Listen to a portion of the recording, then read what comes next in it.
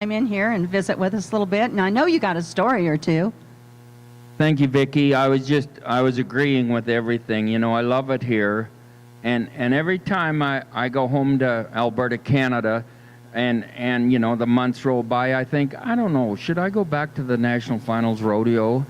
And, you know, and I get here and I think, who would not want to be here in the world? Like, this is next thing to heaven being here for me. And I think these gentlemen and the Christiansons, the ladies, here's another beautiful Christianson here, and all the Christiansons, you know, I say it sincerely, are beautiful people, and I rodeoed with them all, and I think the world of every one of them, and they're very gracious people, and I'm just proud to be here, and I can't say anything more. I'm honored to be, every second I'm here, I'm honored to be here. With these nice people, but everybody, all you nice people. The producer sings great. Holy mackerel, beautiful singer.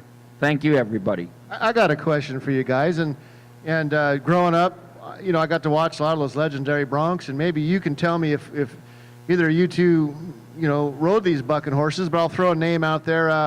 How about Descent? And Jerry probably photographed that bucking horse. Maybe you twice? And how about, did you get on him?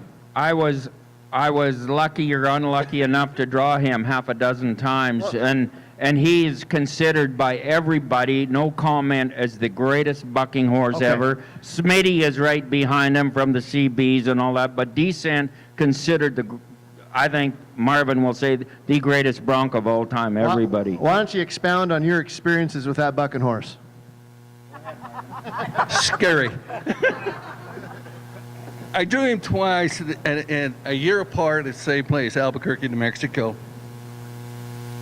And first year, Bill Smith helped me on him. We'd come from Pendleton and I come running down chutes, and a guy by the name of Ken Welch and I had just gotten brand new chaps, so we had a little bet going on that first one at Rosin had to buy the other one steak dinner. I didn't know I had Descent. You didn't want to get on Descent that way. I got by him. That horse was so strong, and I think Iman will agree. But the other thing when I said scary about Descent was probably I had a lot, all of us got on horses that threw their heads a lot. They'd take rein and throw it back to you, and you had to handle your rein, etc. But Descent would throw his rein, that rein would come back at you, and it literally curl right up in front of you. Because when he ripped his head down and it came back, you had all sorts of rein to try and handle, and you had to ride him with your feet at that point. Again, I was lucky I got by Descent, but Larry Keane, which Vicki over here knows Larry, and Larry Keane, when he was live, he was picking up and he rode big horses.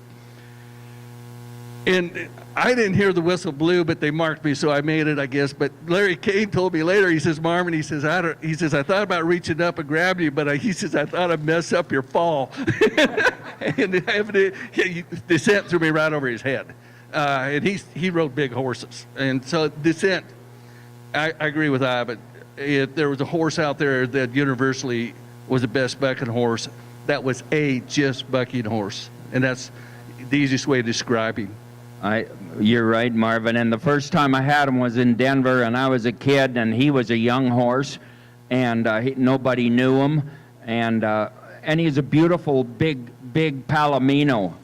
And I thought, gosh, it's strange, this horse that looks so beautiful cinches so deep. And I cinched him up, and I won the go-around. I go to El Paso, I win the go-around, and I thought, these guys are having trouble with the horse, but I can ride him. I drew him at Tucson. About the third or fourth jump, I was sitting in the saddle. The next jump, I was throwing higher than any time I've ever been throwing in the rodeo arena, and they have it on tape. But he was such a magnificent horse, and I had him drawn the last time he was out, and they retired him. He started to have ring bone, and I went out to the pens, and they always kept him penned alone.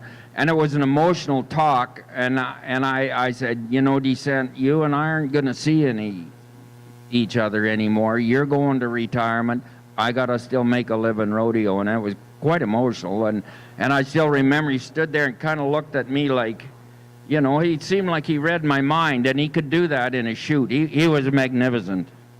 Yeah, again, you know, there's there's few horses out there in our history that were this way for us, which a lot of people don't understand. You had an emotional attachment to them. One of them I had an emotional attachment to was Hard Twist of Kessler's. Laugh. But again, he obviously wasn't as rank as Descent because he doesn't carry that category of the best horse ever. But Hard Twist, he had 3 trips, and no one liked getting on him. I had him a ton of times and won a lot of money on him. But again, he was like Ivan said, we had such an emotional attachment. When they retired Hard Twist, I went to Kessler and I wanted to help. Hey, he's going to the pasture. Reg, let's understand that. If not, I'm owning him. You really get attached to those broncs. Well, we were, in the Orleans and ran into John Ivory, and he's an NFR bronc rider. And we were sitting there chatting away. Yeah, and talking about bucking horses and rodeoing and days gone by and old friends. And he told a story to me that I remember these 2 broncs out of the CB string, but I didn't remember the story. I was too young to pay any attention to it. But he said there was Try Me and Copper Mountain. And Try Me was blind, and they bucked him blind. And John got tears in his eyes, and of course then I did too, and I saw him. I'm like, oh my gosh. But he said that Try Me would literally, Daddy would pick up broncs back then, and he'd circle around, and Try Me would listen for my dad's voice. And that's the only way he knew where to follow out of the arena. That's how blind he was. Wow. No stories have been told about that horse and that going on and the guys that got on him and won a lot of money on him. I mean, it wasn't just a nice little trip in a circle. This little horse kicked. Well, and the horses. And Brent, talk about all the families. I mean, the great stock contractors that are going to be honored tomorrow. That's after a dangerous reunion. game if I start doing that. Yeah, I know. You gotta wrap that up tomorrow. That'll be fun for you. What I'm going to try to do is really, with all the, from the Kesslers, the Christiansens, the Grownies, we can go on and on. But I'm going to try to present it in a way where I recognize every family there in an appropriate manner. Because if I start talking about each one of them, we'd be there for 5 hours. People would make the rodeo at the performance tomorrow night. So, but I'm going to try to expound how important they are and what they mean to the world of rodeo. So definitely going to try to do that. Well, I was going to say, is Jerry, you've captured rodeo in film, and that's just a different perspective behind a camera because, we can sit here and listen to stories, but you tell a story in a picture. What was that like for you all those years, and what are some of your memories in the arena capturing those cowboys and cowgirls? Tons and tons of memories, but I always enjoyed the challenge of capturing that picture at exactly the right time. It showed not only the stock, but the cowboy at their very best. Which he did excellently. And the thrill of that just never went away. You know what I love about that, and I know you guys are in the audience, and those that are watching from Facebook may not be able to capture what we're able to capture up here, but here we are, 2017, and these gentlemen tell the stories, and just like Frank yesterday, talking about his Wish Kids, when these guys talk about, you see the emotion in their eyes, you can see it when they talk. It's very special. It touches you guys. Ivan and I were talking about Joe, and I got to talk about Ivan and exactly how talented he is. But this story he were talking about the other day, we were at the Cow Palace, and everybody knows we wear shops to the bronc riding, and the rule is you can use dry rosin and dry rosin only. So we get to the Cow Palace, and it's really humid that night, and they're really checking to make sure we got dry rosin only on our saddles. And we're in a pretty good pen of horses. I mean, this is the top end pen that was out that night. And they step up to Ivan, shoot, he's going right before me, and they take this little piece of paper and they stick it against the swell of his saddle, and it's stuck there. Well, it's just because of humidity. But the guys that were judging that night decided that they were going to get their nose cut crosswise. They're going to go strictly by the book. So they told Ivan that he had to do something and do it quick, or they were going to disqualify him for what we call being glued up. due to Ivan's really easy nature and go-lucky attitude, Ivan stands up and he rips that shaft up, undoes them, throws them on the ground, and says, "Look at this!" And climbed over the chute. Made one of the best bronc rides I've ever seen with no shafts. No shafts. That tells you how talented this man was. You're very kind. You're very kind. You know, if it wasn't for the Cow Palace I bucking was ball, scared to death, by the way. I wouldn't of even be course. here. The Cow Palace? Yeah. That's where my parents met. Oh. So if it wasn't for the Cow Palace, I wouldn't even be here. So there Those you are the stories. Yeah. And there's the rest of the story. Yeah, that was like, Okay. I'm sure there's a lot of kids running around saying the same thing about different rodeos.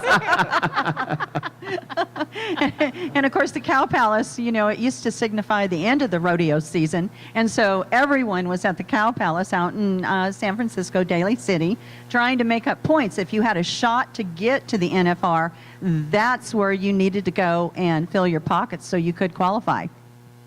Well, and Ivan, you told a story our first year here. We had Harry Vold on, and you guys were talking about some of his stock, and you told a really awesome story about one of the relationships you had with his horse, one of his horses. I think it was Necklace. Share with them, because we're actually taping this now, and I'd like to capture that one. You know,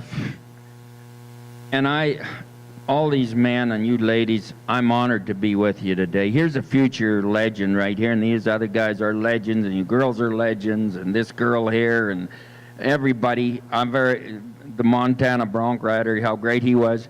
And there was a horse called Necklace, or Necklace, however you pronounce it. She was a mare, and she come off a string, a ranch string, and I got on her the first time at the Canada's oldest indoor rodeo, a little town called Stavely. And the rodeo poet and the gentleman, the announcer from Oklahoma, he's Clem McSpadden? no, but he's a great announcer, and he's also in the operating room. He's a great talent. Anyhow, he wrote that the horse bucked me off, and I thought I rode Necklace, but maybe I didn't. It's so long ago. They're writing it that, and it doesn't matter. She bucked so hard and so great, and she bucked and bucked and bucked, and one year she bucked so hard at the Great Falls Rodeo, and I was on her. She bucked only 6 seconds and reared over backwards. So they moved her from the saddle bronc riding to the bareback riding, and she was the first or second greatest bareback horse I think ever. I don't know, Harry Vold thinks she was so wonderful, and I'm very proud of her. And man, she could buck, and she bucked in that rigging ride, and a lot of colts of Vold's have this lace on them, Necklace. That's all from the one bucking horse called Necklace, and she was unbelievable. She was called Necklace. She was so beautiful to look at, is why they called her Necklace. Hey, I'm going to throw another bucking horse name out there just to generate some more conversation. How about Trails End? He was early, but I got on him, and he was great. And Sean Davis, he'd usually win on him. Sean could ride him, and he runs the NFR. But he could ride Trails End, and I did. I got by him one time, but he was not a fun trip, and it was at Spokane, Washington. But man, could he buck! But Sean Davis somehow could ride him. He was a great bronc rider, and he's running the NFR very great too. I had my help at a Trails End too a couple times, and he was. What people don't realize, he was a broke saddle horse. He actually come out of Montana and come off from a sheep herder's camp, and he was a broke saddle horse at one point in time, and got to throwing people off, and then he wound up in the, obviously in bucking horse strength. The thing that was, I don't know about you, Ivan, the thing that was so wild about him is he could feel you and change timing. He just, when he'd buck, he'd be quick, and then all of a sudden he'd just slow up. And I mean, and it just messed your feet up so bad. And like Ivan said, there wasn't a lot of guys got by him. And those that really could handle their feet. Well, Trails End was a bit of a freak, too, that he bucked with his head so high that the riders would tie their rein on the top of his halter on top of his head. But he just bucked with his head way in the air. Well, you didn't want that down on his nose because then you had him in your lap. Well, we sure appreciate all your guys' stories, and I just want to encourage everybody, if you have time and you want some, something fun to do, you can still pay at the door. Get over to the Orleans. The Orleans, yeah. World of 9 Rodeo, o'clock. Gold Buckle reunion. Yeah. It's a mouthful. And there's going to be a and wedding. I'm just tired. We gotta shorten it up. Talk to Larry about that. I just call it the Gold Buckle reunion. Perfect. That'll Gold work. card. No, Yeah. gold card. See, I can't even say that right. Yeah. Y'all got your gold cards. I know I've seen, they're beautiful. I want to sneak one little comment in here, okay? And it's I had the opportunity to MC the Miss Rodeo America. Yes. Absolutely. I was gonna What a tell you, great great job job you on that. did. Yeah. Fantastic. The Miss Rodeo America pageant this year, and I couldn't have been involved with a nicer bunch of people. Lovely ladies. There's some men involved with it too. They do a fantastic job.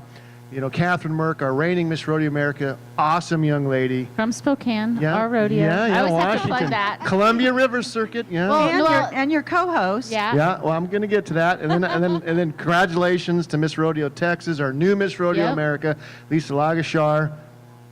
Awesome young lady, super talented. What a great gal. So that crown is in good hands, and then to co-host it with your ambassador for your show, Bobby Jean Olson. What a sweetheart, beautiful, talented.